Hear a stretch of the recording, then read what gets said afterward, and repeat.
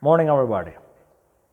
Today we are talking about the Christo-Racist Nationalism and anti-Muslim rhetoric in Kerala.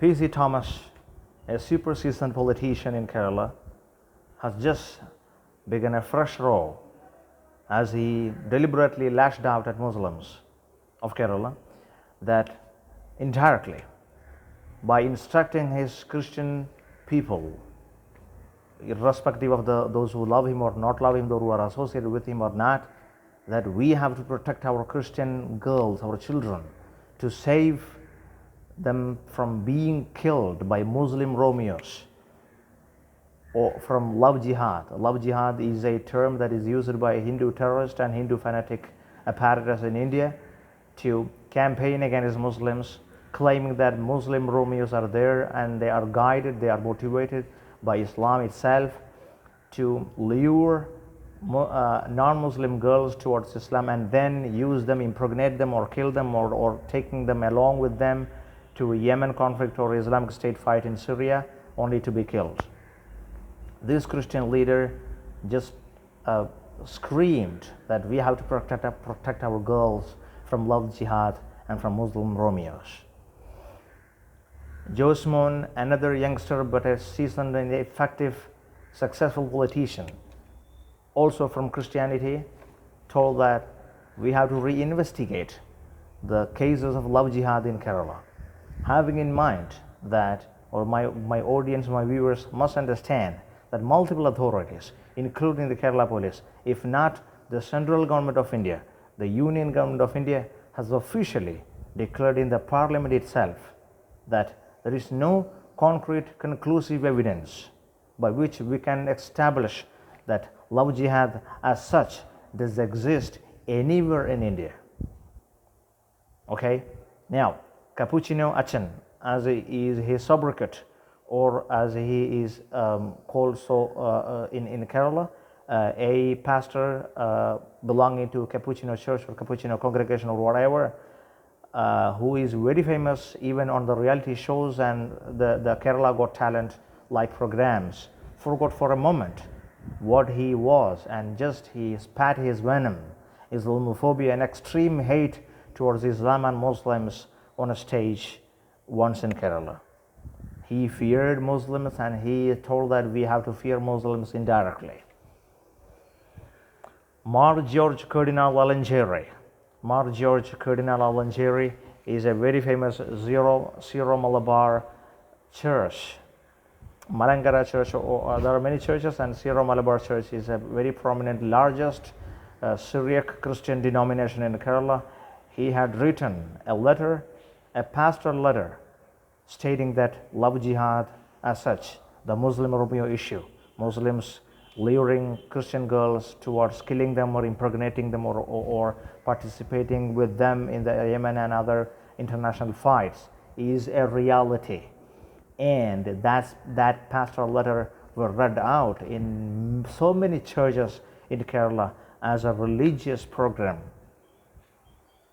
even though there were many other reservations from churches and pastors themselves saying that this is not true as well as this is not a right thing to do. But remember, George Alangeri is one of the most prominent Christian figures in Kerala. He told, he read, he wrote, and it echoed in multiple churches all over in Kerala.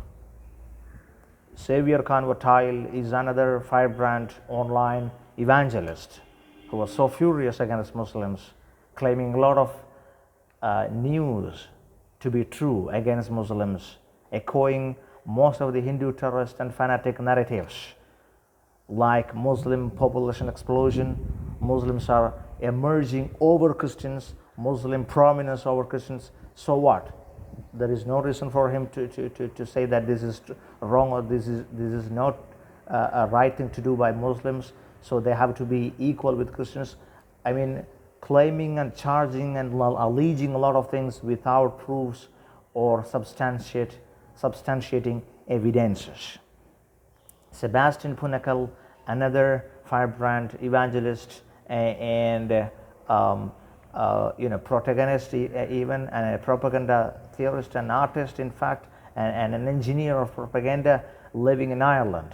The problem is that he's not just lying about Muslims, but also distorts the meanings of Quran deliberately, misguiding Christians and misleading the total Christian community in particular, and Kerala people in general, claiming that the news of Love Jihad, Muslim Romeos, Muslim population explosion, the news that or the claim that Muslims want non-Muslims to be killed, and especially those who went out of Islam have to be killed, blah blah blah, and all other history-long centurion Orientalist and evangelist anti-Muslim Islamophobic narratives without proofs or without conclusive evidences. Marunadan Malayali, which stands for a Malayali expatriate. Marunadan Malayali is a well-established online news channel owned by Shajan Zakaria, which is another proof for an extremely radicalized Christianity in Kerala. Not all, not each and every one of them, but many of them have been extremely radicalized, and Christian fanaticism, which was a contested topic before in Kerala, has now become a well-established and evident and apparent reality in front of us, where this Shajan Zakaria is, along with being well known for his specific outspoken positions in many news, in which even the well-established news channels and print dailies of Kerala had been mild. Shajan Zakaria will be was outspoken, but along with that, he was very much specific in his Islamophobic positions and lashing out at Muslims, even though in some instances he was at least generous enough to say sorry, but not in all of them. Still, he continues his Islamophobic anti-Muslim rhetoric in many instances. So along with these somehow illuminary people from Christian community in Kerala, some incidents which are very much remarkable, even though minor incidents but very much remarkable.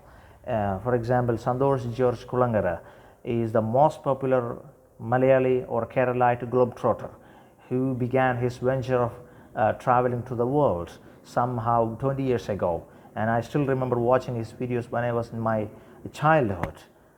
He was extremely embarrassing when he shared his fund to the fundraising mission towards building the Ram Janmabhoomi temple, which is not at all a wrong thing, and it is somehow a right thing. But the problem is that the temple is being built or will be built over the exact site where Babri Masjid, an active masjid which witnessed active prayers being practiced for multiple decades, demolished by a nationwide Hindu terrorist fanatic drive and campaign that the India witnessed in 1992.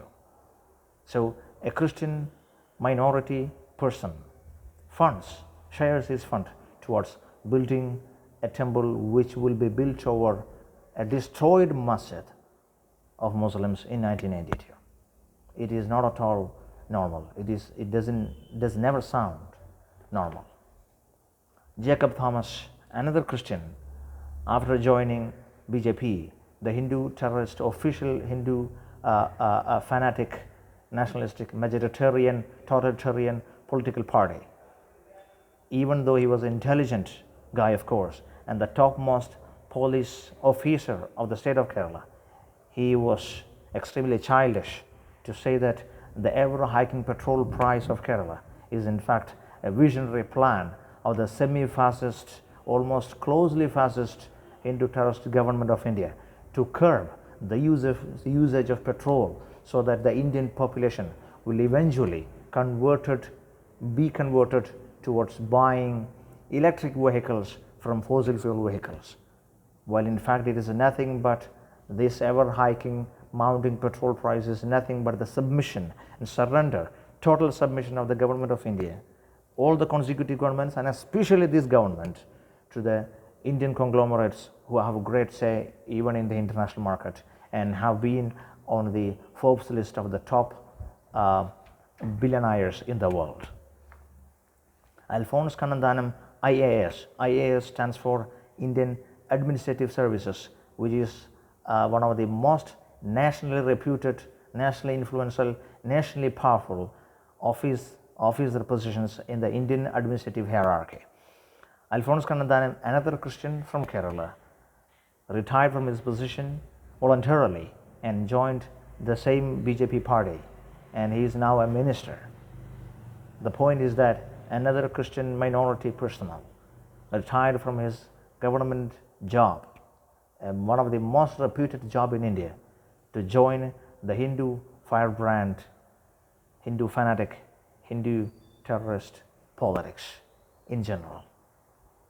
So what I am going to say, what I am trying to say is that anti-Muslim rhetoric of Christianity in general, not every one of them of course, there are very much specific, not just handful, but there are a significant number of very much specifically neutral and truthful persons are there, and we respect them and love them so much.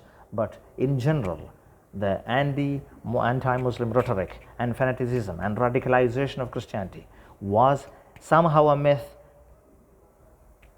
very much hesitant to be admitted and acknowledged, but has now become a very much real thing and a reality, nothing more. And the Christo-Racist Nationalism, which is amplified and magnified and somehow dignified by the Donald Trump politics, the Trumpian politics in America, has got a lot of support and a great support basis, a base in Kerala among a large section of Christians in Kerala, which is very much associating with the Hindu terrorist apparatus, the Persian Aryan white supremacist terrorist religious fanatic apparatus that began in 1925 in Maharashtra and now ruling the Democratic Republic of India. The 1.4 billion people are ruled by this Hindu terrorism and fanaticism, with which these Christian minorities in Kerala, many of them, including a lot of diocesan churches, are associating, which is nothing but alarming and horrific. Now, on a different note, and in fact a tragically comic pattern is there. What is that? Last week, 2 nuns were ousted from the train in the northern state of UP in India by ABVP, another terrorist offshoot of the larger Hindu apparatus and the larger Hindu fanatic umbrella, alleging that they are converting Hindus to Christianity. 20 churches were attacked in Udupi, Chikmagalur and Mangalore in 3 areas of the state of Karnataka in just 2018. 20 churches were attacked. 3 were arrested in attacking, in fact throwing bombs at a church in Midnapur in the eastern state of Bengal in just 2019. I'm just cherry picking some incidents of the phenomenal church vandalism and attacks of own Christians in India.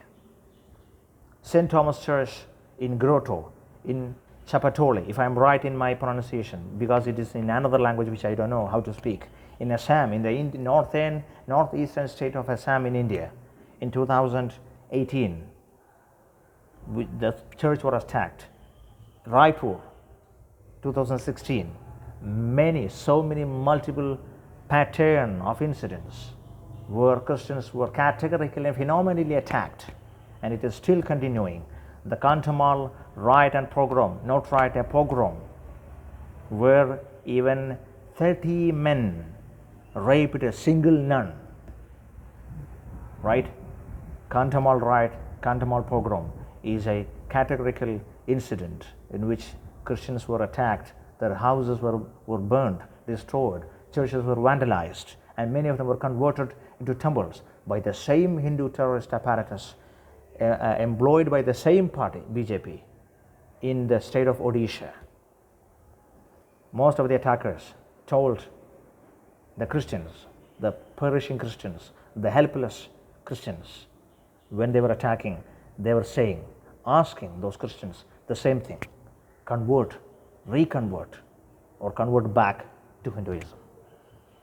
My point is, the Christo-Racist nationalism with a Kerala Christian flavor that is very much apparent and very much mounting and fomenting in Kerala, including the political circles supported by, substantiated by the same Hindu terrorist narratives echoed by the Christian mouthpieces, is nothing but the wind in front of a rain. Muslims will be killed and somehow exterminated, for no doubt, in India within maybe 20 years, but only to be followed by the fellow Christians and other Semitic religion, because the terrorism that starts only, it never stops. It transnationally travels and molds its form and shape to reach more intensity, more multitude and gravity. The terrorism and fanaticism, or whatever, that started by the support of America to fight USSR in Afghanistan, now reached, after traveling in the form of Al-Qaeda and many other forms in Iraq, now reached in the form of ISIS in Syria. The Hindu terrorism and fanaticism that started in 1925 officially in the state of Maharashtra in the central India is ruling India now. This is just a reminder to my fellow Christians. Thank you so much. You are digging your own graves.